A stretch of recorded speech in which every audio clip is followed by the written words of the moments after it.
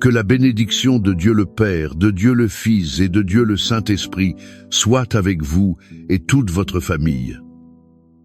Soyez les bienvenus dans cet espace sacré. C'est un moment que nous avons réservé pour nous rapprocher du cœur de Dieu. Aujourd'hui, je veux vous inviter à vous vêtir du manteau de la paix du Seigneur. Je vous invite aussi à recevoir le sceau de la protection divine.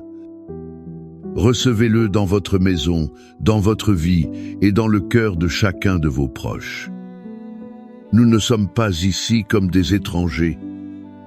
Nous sommes une grande famille en Christ, unis par le même but. Nous voulons réclamer le bien le plus précieux que nous ayons, notre famille. Que l'Esprit Saint de Dieu coule maintenant dans cet environnement. Qu'il prépare nos cœurs à recevoir, à croire et à témoigner. Témoigner du miracle de la restauration, de l'unité et de la protection. Seul Dieu peut opérer un tel miracle. Respirez profondément et ressentez la présence aimante du Père. Il nous accueille en cet instant précis. Dans l'unité de la foi et avec l'autorité conférée au nom de Jésus-Christ. Nous nous levons maintenant comme des sentinelles spirituelles sur nos maisons. Nous nous plaçons dans la brèche pour nos conjoints, nos enfants et nos parents. Nous le faisons pour chaque membre de notre lignée. Et, au nom de Jésus, nous brisons toute flèche de discorde. Nous brisons toute parole de querelle et toute graine d'amertume. Ces choses ont été lancées contre nos foyers. Nous défaisons toute ruse de l'ennemi. Elles visent à semer la désunion et la méfiance entre les couples. Nous réprimandons tout esprit de rébellion et d'entêtement. Ils tentent d'éloigner le cœur des enfants du cœur des parents. Avec la force qui vient d'en haut, nous annulons toute malédiction de lignée. Nous annulons tout modèle de divorce, d'addiction, de maladie et de misère. Ces modèles essaient de se perpétuer dans notre histoire. Nous déclarons que nos familles appartiennent au Seigneur. Nous ordonnons que tout esprit de peur, d'anxiété et de division se retire maintenant. Le sang de Jésus est notre couverture. Le sang de Jésus est notre mur de protection. Nous proclamons que dans nos maisons règne l'amour, la paix, le pardon et la présence de Dieu. Nous n'acceptons pas la défaite. Nous ne nous conformons pas au désordre. Notre Dieu est un Dieu de victoire. C'est un Dieu qui restaure ce qui a été brisé. Il fait toutes choses nouvelles. La victoire de Christ sur la croix est la victoire de notre famille aujourd'hui et pour toujours. Maintenant, je vous demande de calmer votre cœur. Faites taire les voix de l'inquiétude qui peuvent crier dans votre esprit. Approfondissons la parole de Dieu. Non seulement pour entendre une histoire, mais pour trouver le reflet. Le reflet du cœur de notre Père Céleste. Dans l'Évangile de Luc, chapitre 15, Jésus nous raconte la parabole du Fils prodigue. C'est en réalité l'histoire d'un Père miséricordieux. Imaginez la scène. Un jeune homme, le fils cadet, arrive devant son père. Il lui demande sa part de l'héritage. C'est une demande choquante, équivalente à dire « Père, pour moi, tu es déjà mort ». Et le père, dans un acte d'amour incompréhensible, divise ses biens et les lui donne. Nous voyons le fils partir pour une terre lointaine. Il dilapide tout ce qu'il a reçu dans une vie d'excès. Il cherche le bonheur dans les plaisirs passagers. Mais il ne trouve que le vide. La fête se termine, l'argent s'en va.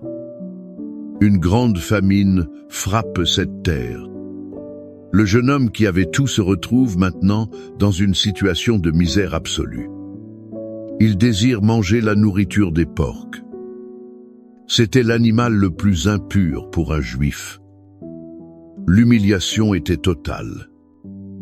C'est à ce point, au fond du gouffre, que la Bible dit qu'il revint à lui-même. Il se souvint de la maison de son père. Là, même les serviteurs avaient du pain en abondance.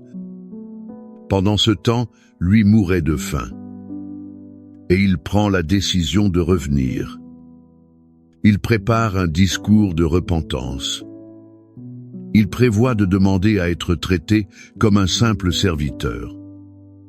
Mais ce qui se passe ensuite révèle le cœur de notre message d'aujourd'hui. L'Écriture dit, comme il était encore loin, son père l'aperçut. Cela signifie que le père n'avait jamais cessé de regarder la route.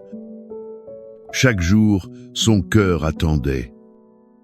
Ses yeux cherchaient à l'horizon le signe de son fils bien-aimé. Et quand il le voit, il n'attend pas. Il court. Il court à la rencontre de son fils. Il se jette à son cou et le couvre de baisers. Le discours répété du fils est interrompu par l'amour débordant du père. Il n'y a pas de sermon, pas de « je te l'avais dit ». Il y a seulement la fête. Le père demande le plus beau vêtement. Il demande une bague pour son doigt, des sandales pour ses pieds. Il ordonne de préparer un festin, car, dit-il, mon fils était mort et il est revenu à la vie. Il était perdu et il a été retrouvé. De cette histoire puissante, nous tirons des leçons. Ces leçons sont comme un baume pour les blessures de nos familles. La première leçon concerne l'amour inconditionnel de Dieu, notre Père. Peu êtes-vous un père ou une mère le cœur brisé. Votre enfant s'est égaré, il a pris de mauvaises décisions. Sachez que, comme ce père, Dieu n'abandonne jamais son enfant. Il continue de regarder la route. Il attend avec un amour qui ne dépend pas du mérite. Son amour ne s'éteint pas à cause de nos erreurs. Il est toujours les bras ouverts. La deuxième leçon est qu'il y a toujours un chemin de retour. Peu importe à quel point quelqu'un est allé loin. Peu importe à quel point il est tombé. Le fond du gouffre peut être l'endroit où enfin nous revenons à nous-mêmes. Nous nous souvenons alors de la maison du Père. Si vous vous sentez perdu, ou si quelqu'un de votre famille l'est, l'espoir n'est pas perdu. Le chemin du retour commence par un pas de repentance. C'est le désir de retourner au lieu de sécurité et d'amour. Et la troisième leçon, la plus cruciale, est le pouvoir du pardon qui restaure. Cet embrassement du Père a guéri toutes les blessures de rejet et de honte. C'est le pardon qui reconstruit les ponts dans un mariage ébranlé. C'est le pardon qui unit de nouveaux parents et enfants. L'attitude du frère aîné, plein de colère et de ressentiment, nous montre l'opposé. Le manque de pardon nous emprisonne en dehors de la fête de la réconciliation. Sommes-nous prêts, comme le Père, à courir à la rencontre de celui qui nous a blessés? Sommes-nous prêts à offrir une étreinte au lieu d'une liste d'accusations? Sommes-nous prêts à célébrer la restauration? Ou préférons-nous nous accrocher à la douleur du passé? La guérison de votre famille pourrait être à une décision de pardonner. Cette image du Père qui attend, qui court, qui protège et qui restaure. C'est la même image que nous trouvons dans les psaumes. Le cœur de Dieu pour sa famille est un cœur de gardien. Et cette vérité est puissamment exprimée dans les paroles sacrées de sa promesse. Le psaume 91 est la promesse de ce Père. C'est la déclaration qu'il est notre refuge et notre forteresse. C'est son bouclier sur nos enfants, notre mariage et notre foyer. Le psaume 91 est l'autorisation de vivre sans peur. Vivre sous l'ombre protectrice du Tout-Puissant. Le psaume 23 complète cette promesse. Il nous assure que ce même Père est le berger qui nous guide. Il nous pourvoit dans tous les domaines et nous fait reposer en sécurité. Même lorsque nous marchons dans la vallée de l'ombre de la mort, il prépare une table de provisions en présence de nos ennemis. Maintenant, je vous invite à fermer les yeux, où que vous soyez. N'écoutez pas seulement, mais recevez chaque parole du psaume 91. Recevez-la comme une promesse personnelle de Dieu pour votre maison. Laissez cette vérité s'ancrer dans votre esprit et expulsez toute peur. Respirez profondément et recevez. Celui qui habite sous l'abri du Très-Haut reposera à l'ombre du Tout-Puissant. Je dirai de l'Éternel, il est mon refuge et ma forteresse. Mon Dieu en qui je me confie. Car c'est lui qui te délivre du filet de l'oiseleur. Il te délivre aussi de la peste pernicieuse. Il te couvrira de ses plumes. Tu trouveras un refuge sous ses ailes. Sa fidélité est un bouclier et une cuirasse. Tu ne craindras ni les terreurs de la nuit, ni la flèche qui vole de jour, ni la peste qui marche dans les ténèbres, ni la contagion qui frappe en plein midi. 1000 tomberont à ton côté, et 10 000 à ta droite. Mais le mal ne t'atteindra pas. De tes yeux seulement tu regarderas. Tu verras la rétribution des méchants. Car tu es mon refuge, ô Éternel. Tu fais du Très-Haut ta demeure. Aucun mal ne t'arrivera. Aucun fléau n'approchera de ta tente. Car il ordonnera à ses anges de te garder dans toutes tes voies. Ils te porteront sur les mains, de peur que ton pied ne heurte une pierre. Tu marcheras sur le lion et sur l'aspic. Tu fouleras le lionceau et le dragon. Puisqu'il m'aime, je le délivrerai. Je le protégerai, car il connaît mon nom. Il m'invoquera et je lui répondrai. Je serai avec lui dans la détresse. Je le délivrerai et je le glorifierai. Je le rassasierai de longs jours, et je lui ferai voir mon salut. Père céleste, nous nous basons sur ta parole infaillible. Nous nous basons aussi sur la certitude de ton amour de Père. Cet amour est révélé dans l'histoire du Fils prodigue. Nous apportons maintenant devant ton trône de grâce chaque famille représentée ici. Nous nous unissons en un seul cri. Nous croyons au pouvoir qui restaure, qui guérit et qui protège. Seigneur, nous prions maintenant pour ce fils ou cette fille qui est loin. Comme le Fils prodigue, il a choisi un chemin de douleur et de solitude. Père, où qu'il soit en ce moment, nous demandons que ton Saint-Esprit les atteigne. Touche leur cœur. Crée en eux une sainte insatisfaction avec la vie qu'ils mènent. Éveille-leur la mémoire de l'amour et de la sécurité du foyer. Père, fais qu'ils reviennent à eux-mêmes. Fais qu'ils aient la nostalgie de toi et de leur famille. Prépare le chemin du retour. Donne-nous, comme père et mère, un cœur prêt à pardonner et à célébrer. Nous prions aussi, Seigneur, pour les mariages en crise. Pour les alliances ébranlées par la trahison, les paroles d'Urique ou l'éloignement. Là où il y a division, nous crions pour ta réconciliation. Là où il y a des blessures profondes, répands ton baume de guérison. Brisons tout orgueil, toute amertume. Enseigne à chaque conjoint l'art de pardonner comme le Seigneur nous a pardonné. Restaure la joie, la complicité et le dessein divin dans chaque mariage.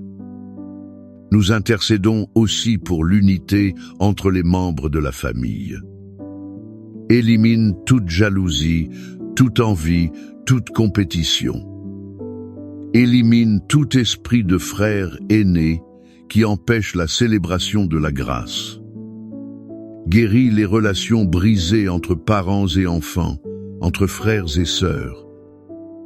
Et, conformément à la promesse du psaume 23, nous déclarons que le Seigneur est le berger de chaque famille ici. Rien ne leur manquera. Nous pourvoyons, au nom de Jésus, aux besoins financiers. Ouvre les portes de l'emploi, multiplie les ressources. Enseigne-nous à être de bons intendants de tes bénédictions. Nous pourvoyons aux besoins émotionnels et spirituels de chaque foyer. Nous demandons enfin la guérison. Guérison physique et émotionnelle. Que toute maladie, toute douleur chronique, toute anxiété, que toute crise de panique et toute dépression qui afflige les membres de la famille, que ces choses soient réprimandées et subjuguées. Subjuguées par le pouvoir qu'il y a dans le nom de Jésus. Que la santé et la paix du Seigneur inondent chaque vie et chaque foyer. En ce moment de foi, je vous invite à écrire le nom de votre famille dans les commentaires ci-dessous. Ou peut être le nom de cette personne que vous désirez revoir. Revoir à la maison, de retour dans la communion. En faisant cela, vous ne faites pas que taper un nom. Vous déposez votre pétition sur l'autel de Dieu. Et nous, en tant que communauté de foi, serons unis en prière. Unis en prière pour vous et pour votre cause. Que la certitude de l'amour infaillible du Père vous enveloppe. Il ne renonce jamais et attend toujours les bras ouverts. Qu'il vous enveloppe complètement en cette heure. Que la protection du Très-Haut, promise et garantie dans le psaume 91. Qu'elle soit un mur de feu autour de votre maison, autour de votre mariage et de vos enfants, les gardant de tout mal. Que la paix de Christ garde votre cœur et vos pensées. C'est une paix que le monde ne peut pas donner, une paix que notre esprit ne peut pas comprendre. Sortez de ce moment de prière avec une espérance renouvelée. Sortez avec une foi fortifiée. Rappelez-vous, aucune situation familiale n'est si brisée. Le pouvoir de Dieu ne peut pas la restaurer. Il n'y a pas de cœur si endurci que son amour ne puisse le faire fondre. Faites confiance au Père qui court à votre rencontre. Remettez, ayez confiance, attendez et remerciez. Car il est déjà en train d'agir. Au nom du Père, du Fils et du Saint-Esprit. Amen.